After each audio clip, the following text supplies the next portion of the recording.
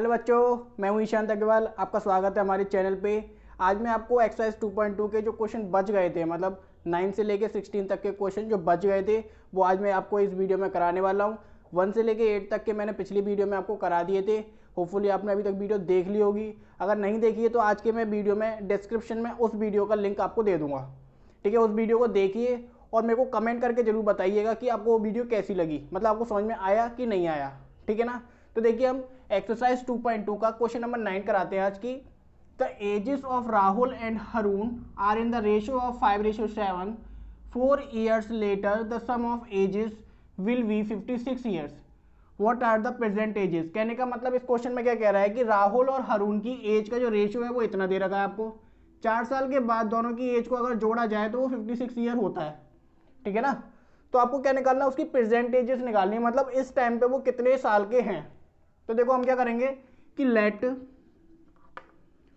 Present age, let present age of Rahul.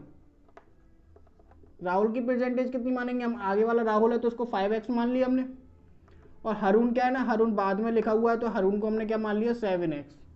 ठीक है। अब बोल रहा है वो 4 साल बाद, तो आफ्टर 4 ईयर। अब 4 साल का टाइम स्लॉट निकल गया, सीधे 4 साल बाद अब हम मिलेंगे राहुल से। तो एज ऑफ राहुल, राहुल की एज और हरून की एज, दोनों की एज क्या हो जाएंगी। तो देखो राहुल 4 साल बाद 4 साल आगे बढ़ गया होगा, तो मतलब 5x का तो पहले से था, 4 साल बाद 4 और जोड़ दिया हमने उसमें। ऐसे ये 7x का था, 4 साल बाद इसमें भी हमने 4 जोड़ दिया। भाई बढ़ेंगे तो दोनों ही, ऐसा तो है नहीं राहुल बढ़ जाए और हरून छोटा रह जाए। दोनों की एज में क्या होगा, हमने 4 को ऐड कर दिया। अब क्या कह रहा है कि दोनों का जो सम है वो कितना है, 56 है। इन दोनों को आप ऐड कर दीजिए। 5x plus 4, 7x plus 4 equals to कितना हो गया 56। तो देखो 7 और 5 12x, 8 56।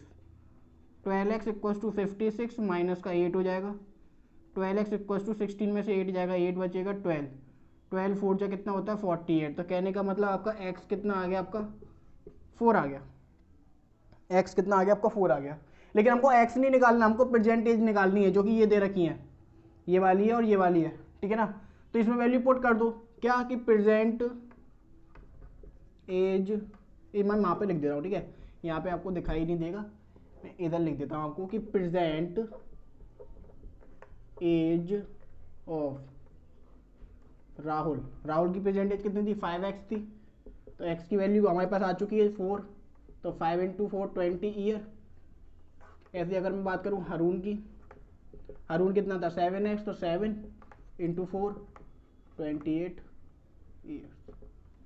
आ गया समझ में आपको कि दोनों की एज का आपको रेशियो दे रखा था। ठीक है ना, रेशियो दे रखा था 5:7। हमने क्या कर लिया, राहुल को 5x लिख दिया, हरून को 7x लिख दिया। अब 4 साल के बाद की बात कर रहा है तो दोनों में 4 ऐड कर देंगे। अगर बिफोर बोला होता तो माइनस कर देते, सिंपल सी बात है। दोनों को ऐड करके वो 56 के बोल रहा है, 56 कर दिया हमने, x की वैल्यू निकली आई। प्रेजेंटेज में x मल्टीपल में है तो मल्टीपल में हमने मल्टीप्लाई कर दिया, तो राहुल की एज कितनी आ गई 20 साल का आ गया, हरून 28 साल का। ठीक है ना, समझ में आ गया आपको। नोट कर लीजिए, अगला कराता हूँ। तो देखिए क्वेश्चन नंबर 10 को हम पढ़ते हैं कि the number of boys and girls are in the ratio of 7:5। मतलब किसी क्लास में बॉयज और गर्ल्स के जो नंबर्स हैं, मतलब कितने लड़के हैं कितनी लड़कियां हैं, उनका जो रेशियो है वो 7:5 आपको दे रखा है। उसके बाद क्या बोलता है आपको कि the number of boys is 8 more than number of girls. तो पहले आपको कुछ नहीं, पहले आप उस हिसाब से अगर मैं करता हूं कि let number of boys, boys आगे, आगे मतलब हो जाएगा ये आपका 7x, गर्ल्स पीछे है तो यहाँ पे हो जाएगा गर्ल्स, गर्ल्स हो जाएगा आपका कितना 5x। आगे समझ में भाई, बॉयज और गर्ल्स का जो रेशियो था वो 7:5 था, तो बॉयज मैंने 7x लिख दिया, गर्ल्स मैंने 5x लिख दिया। अब कंडीशन इधर पढ़ो, देखो number of boys is 8 more than number of girls.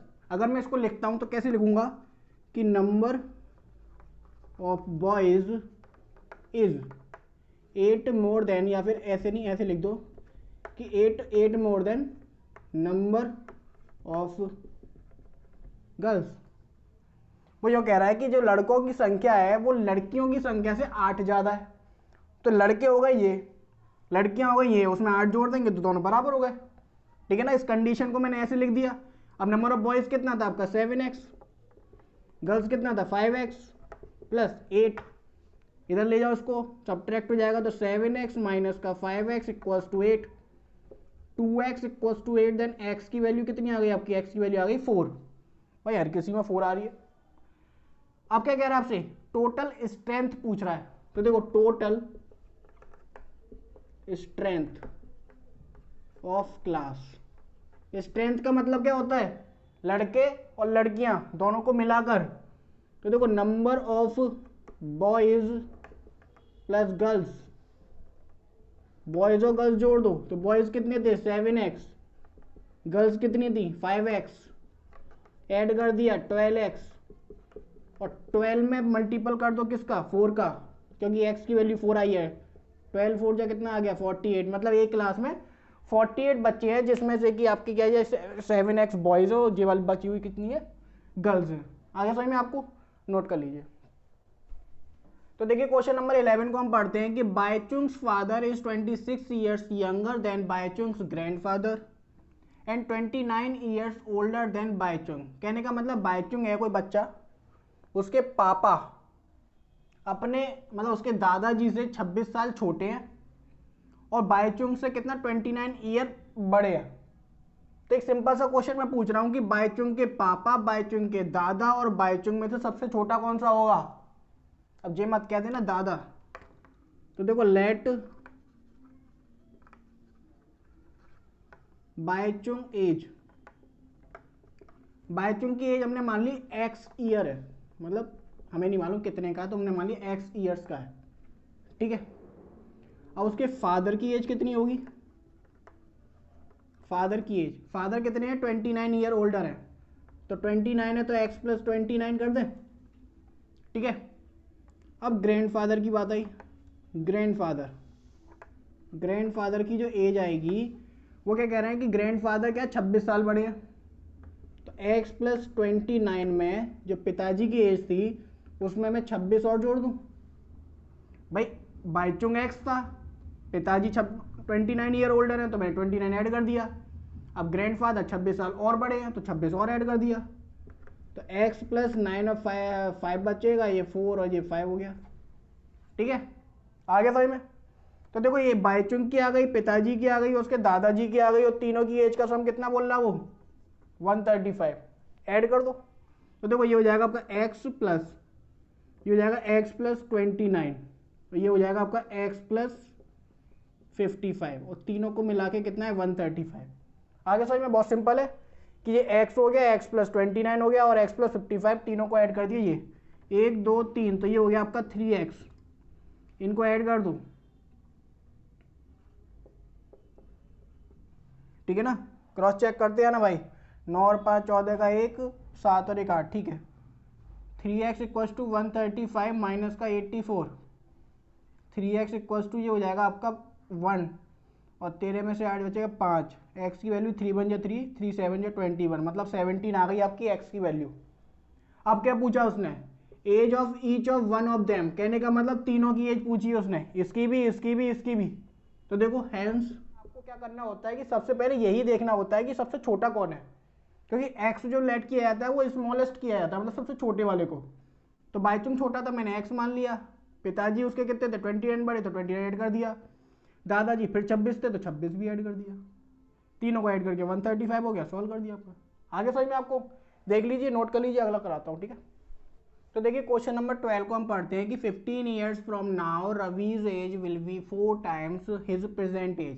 कहने का मतलब यहाँ बोल रहा है कि 15 साल बाद, 15 मतलब 15 साल बाद रवि की जो एज होगी वो अभी आज की एज की 4 टाइम हो जाएगी, ठीक है ना। तो प्रेजेंटेज निकालनी है भाई, 2 3 के कर लिए तो इसका तो बहुत ही ज़्यादा ईजी है। क्या करेंगे हम इसमें कि लेट रवीज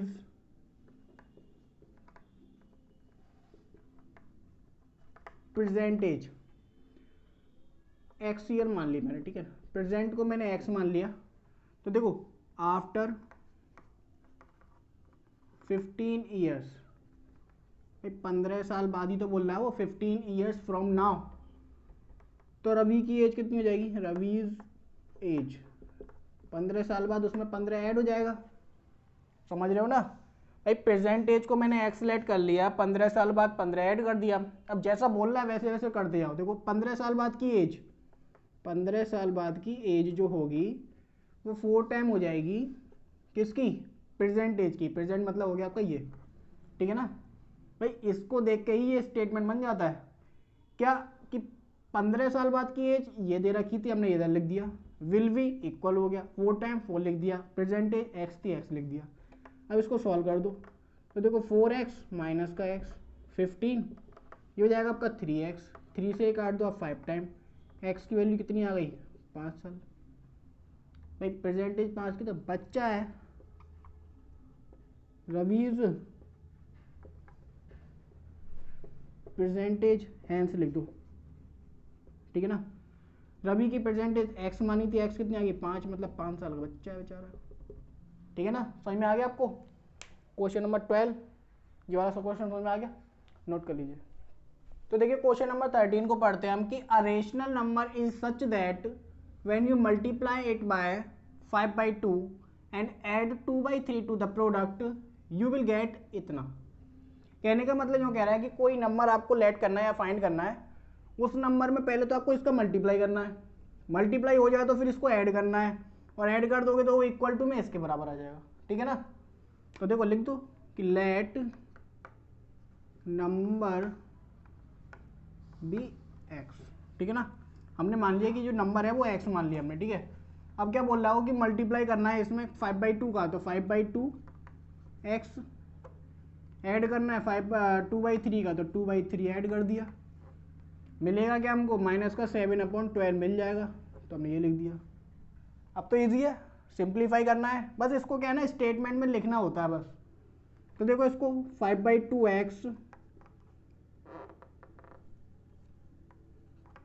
माइनस का 7/12 तो है ही है, इसको जब उधर ले जाएंगे तो माइनस का 2/3 हो जाएगा।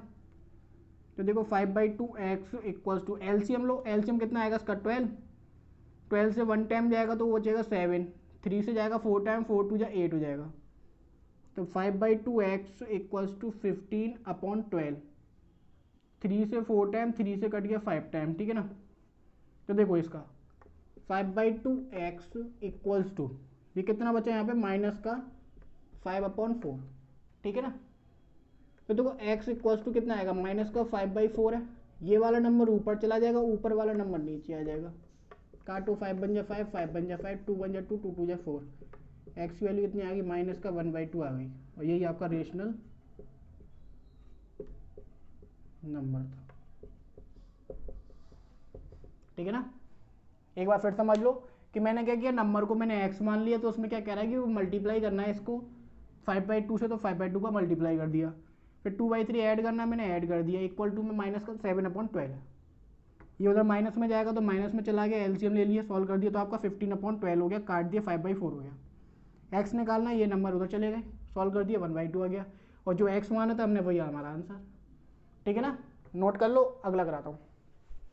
तो देखो क्वेश्चन नंबर 14 को पढ़ के बताता हूं मैं कि Lakshmi is a cashier in a bank, she has currency note of denomination of ₹100, 50 and 10। कहने का मतलब क्या है कि जो लक्ष्मी है वो बैंक में कैशियर है, और उसके पास जो नोट है वो 100 रुपए के हैं, 50 के हैं और 10 के हैं, ठीक है ना। गरीब बैंक होगी, 100 50 10 की है, 1000 के तो बंद हो गए, 2000 के 500 के तो है ही नहीं, 200 का भी नहीं है। तो the ratio of the numbers of the bank मतलब नोट्स 2:3:5, ठीक है ना। जो नोट है उनके रेशियो दे रखे हैं आपको 2 3 5 के, मतलब इतने रेशियो में उनके नोट्स उसके पास है, और टोटल कैश कितना है उसके पास 4 लाख का कैश है। तो आपको बताना है कि हर एक नोट कितने हैं उसके पास, ठीक है ना। तो देखो हमने क्या कर दिया कि देखो इसमें देखो ये 100 वाले कितने हो जाएंगे 2, 50 वाले कितने हो जाएंगे 3, और ये हो जाएंगे आपके 5। तो हमने मान लिया लेट नंबर ऑफ, ये क्वेश्चन थोड़ा सा अच्छा है, ठीक है ना, इंपॉर्टेंट है, थोड़ा ज़्यादा ध्यान देना। तो द नंबर ऑफ ₹100 नोट, 100 रुपए के नोट के नंबर कितने हैं, देखो यहाँ पे 2x है, ठीक है। 50 रुपए के नोट कितने हैं 3 है, मतलब 3x है, 10 रुपए के नोट कितने हैं? तो 5 है, मतलब 5x हो जाएगा, ठीक है ना। अब अगर मैं आपसे यूँ कहता हूँ कि मैंने आपको 10-10 के 2 नोट दे दिए तो कितने हो गए आपके पास रुपए? 20 हो गए, मतलब उसमें 2 का इंटू कर देंगे। अगर मैं आपसे कहता हूँ कि 100 रुपए के मैंने आपको 3 नोट दे दिए तो आपको 300 रुपये हो गए आपके पास, ठीक है ना। कहने का मतलब क्या होता है कि अगर मेरे को अमाउंट निकालना है तो मेरे पास जितने नोट हैं और कितने का नोट है इंटू कर देंगे। यहाँ पे देखो ना, मेरे पास 10 रुपए के 2 नोट है तो 20 रुपये आ रहे हैं। कहने का मतलब 10 रुपए का नोट हो गया और 2 नोट है, तो नंबर ऑफ नोट और उसकी जो वैल्यू है वो इंटू कर देंगे तो उसके टोटल अमाउंट आ जाएगा। तो जो उसके पास 4 लाख का अमाउंट है वो कैसे निकलेगा? तो देखो 2x 100 के इक्वल है, तो 2x इंटू 100 हो जाएगा, ठीक है ना। 3x 50 का है तो 3x इंटू 50 हो जाएगा। 5x 10 का है तो 5x इंटू 10 हो जाएगा, और टोटल मिला के उसके पास 4 लाख रुपए है। आगे समझ में भाई? 100 के उसके पास 2x है तो इंटू कर दिया, 50 के उसके पास 3x है इंटू कर दिया, 10 के उसके पास 5x है इंटू कर दिया। अब कर लो इंटू, तो हो जाएगा 200x, ये हो जाएगा 150, ये हो जाएगा 50x इक्वल्स टू 4 लाख, ठीक है। 200 और ये भी 200, कितना हो जाएगा आपका? 400x equals to 4 lakh. 2 zero से ये 2 जीरो कट गया, 4 से ये 4 कट गया एक बार, तो x की वैल्यू कितनी आ गई आपकी? 1000, ठीक है ना भाई। 2 जीरो से 2 जीरो काट दिए, 4 से ये 4 काट दिया, 1000 आपका x की वैल्यू आ गई। अब आपको क्या करना है? अब आपको नोट निकालने हैं, तो देखो इधर 100 रुपए के नोट, 100 रुपए के नोट 2x थे तो 2 इंटू 1000 तो 2000 नोट हो गए। 50 रुपए के नोट देख लो, 50 रुपए के 3x थे तो 3 इंटू 1000 तो 3000 हो गए। और 10 रुपए के नोट, 10 रुपए के कितने थे? 5x तो 5 इंटू 1000 कितने हो गए? 5000 नोट हो गए।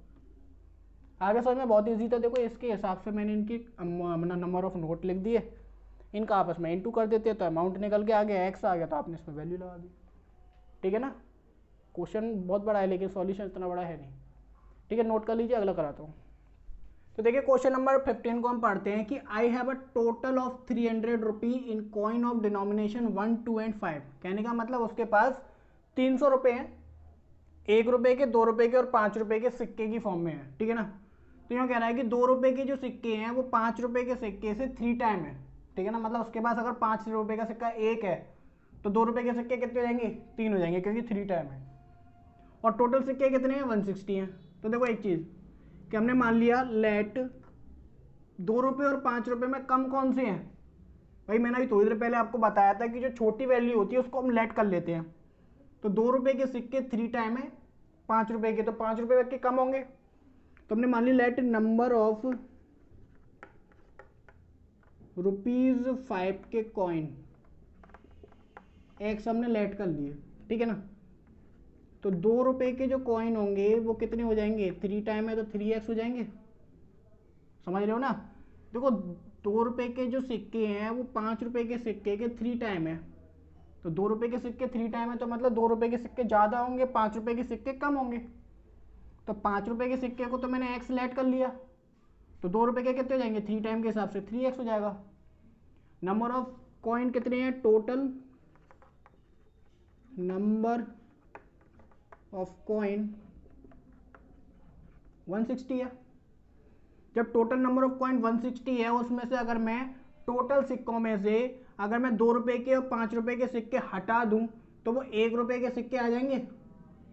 नहीं समझे भाई? 1 रुपये के सिक्के हैं, उसके पास 2 रुपये के सिक्के हैं और उसके पास 5 रुपये के सिक्के हैं। सब 1 के हैं, 2 के हैं और 5 के हैं। अब टोटल इसके पास 160 है, मतलब सबको मिला के ये तीनों में बटे हुए हैं। अब इतने में से अगर मैं ये वाले हटा दूं, ये वाले हटा दूं, तो यही वाले तो बचेंगे। तो देखो नंबर ऑफ ₹1 के कॉइन, ₹1 के कॉइन कितने होंगे?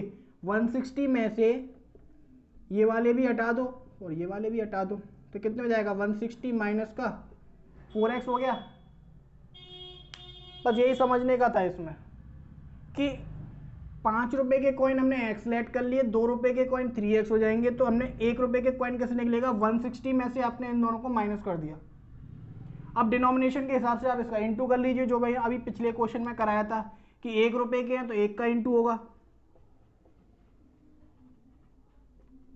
₹2 के हैं तो 2 का इंटू होगा, और ₹5 के हैं तो 5 का इंटू होगा, और टोटल कितने हो जाएंगे 300। तो देखो 160 माइनस का 4x plus 6x plus 5x equals to कितना हो जाएगा 300, ठीक है ना। तो देखो 6 और 5 11, 11 में से 4 जाएंगे, कितने बचेंगे 7x इक्वल्स टू 300। ये 160 उधर माइनस में भेज दो तो जाएगा माइनस का 160, समझ रहे हो। 6 और 5 11, 11 में से 4 जाएगा तो तुम्हारा 7 बचा, 300 उधर था ही, इसको हमने उधर भेज दिया तो ये माइनस में चला गया, तो ये हो जाएगा आपका 7x इक्वल्स टू हो गया आपका 140, इससे कट गया 20 टाइम, तो x की वैल्यू कितनी आ गई आपकी 20 आ गई, ठीक है। आपको निकालना क्या है, हर एक डिनोमिनेशन के निकालने हैं, मतलब नंबर ऑफ ₹5 के कॉइन कितने हो जाएंगे, ₹5 के तो हो गए 20 कॉइन, क्योंकि x वही था, ठीक है। ₹2 के कॉइन कितने हो जाएंगे आपके, ₹2 के कॉइन हो जाएंगे 3 टाइम, तो 3 × 20 60 हो गया, ठीक है।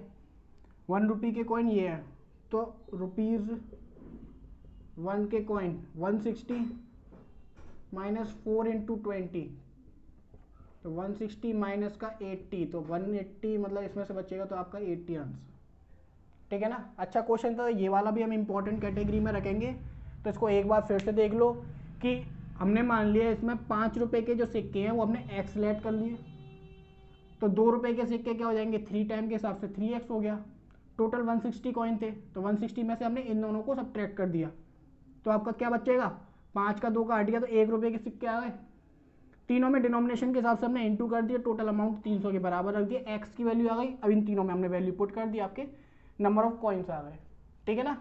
नोट कर लो, एक और बचा है वो और कराते हैं। तो देखिए क्वेश्चन नंबर 16 को मैं पढ़ के बताता हूँ कि the organisers of an essay competition decide that a winner in the competition get a prize of ₹100 and a participant who does not win gets a prize of ₹25। ये कंपटीशन बहुत बढ़िया है।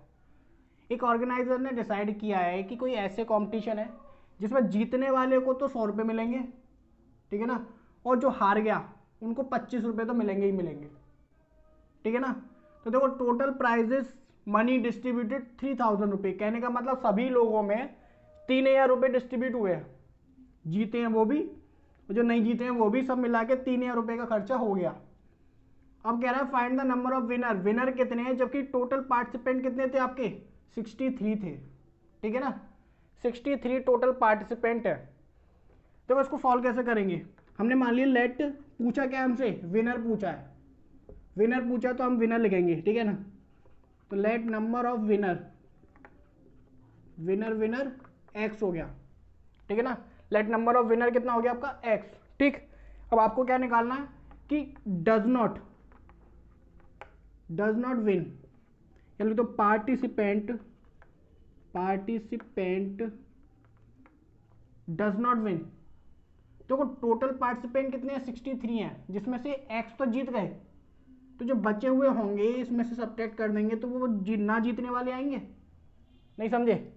राइट, टोटल पार्टिसिपेंट मान लो हमने 63 थे, 63 में से x तो आपके जीत गए, तो जो बचेंगे यहाँ पे 63 माइनस का एक्स, यही तो आएंगे लूजर, तो हमने लिख दिया। अब टोटल कितना है ₹3000, देखो जीतने वाले को मिले आपको ₹100, कहाँ गया ये रहा ₹100, तो इसका हो जाएगा 100 × एक्स, ठीक है। हारने वाले को ₹25, तो 25 इंटू हो जाएगा 63 माइनस का एक्स, और टोटल मिला के ₹3000 का डिस्ट्रीब्यूशन हुआ है। तो देखो 100x प्लस 25 3 या 75 का 5 7 कैरी, और ठीक है माइनस का हो जाएगा 25x, चेक कर लेना एक बार, सही है। इसमें से इसको सब्ट्रैक्ट करेंगे तो 75x हो जाएगा, और ये उधर जाएगा माइनस में, तो 3000 माइनस का 1575, 75x इक्वल टू माइनस करेंगे, जो हो जाएगा 5, जो हो जाएगा 2, 9 में से 5 जाएगा 4 बचेगा, 2 में से 1 जाएगा तो 1 बचेगा। ठीक है ना। तो देखो यहाँ पे हमने ये कर दिया कि x इक्वल टू कितना आ जाएगा, x आ जाएगा आपका 1425 अपॉन 75, काट दो, 5 बन जा 5, 5 5 जा 5 2 जा 4 बचेगा, 5 8 जा 5 5 जा 5 से 3 टाइम 5 5 जा 5 7 जा 3 1 जा 3 9 जा। x की वैल्यू कितनी आ गई 19। कहने का मतलब 63 में से जो विनर आए हैं आपके, विनर वो कितने आए आपके, ठीक है 19। हमारी वीडियो अच्छी लगी हो तो लाइक कीजिए, सब्सक्राइब कीजिए, ठीक है, और शेयर जरूर कीजिए। Thank you.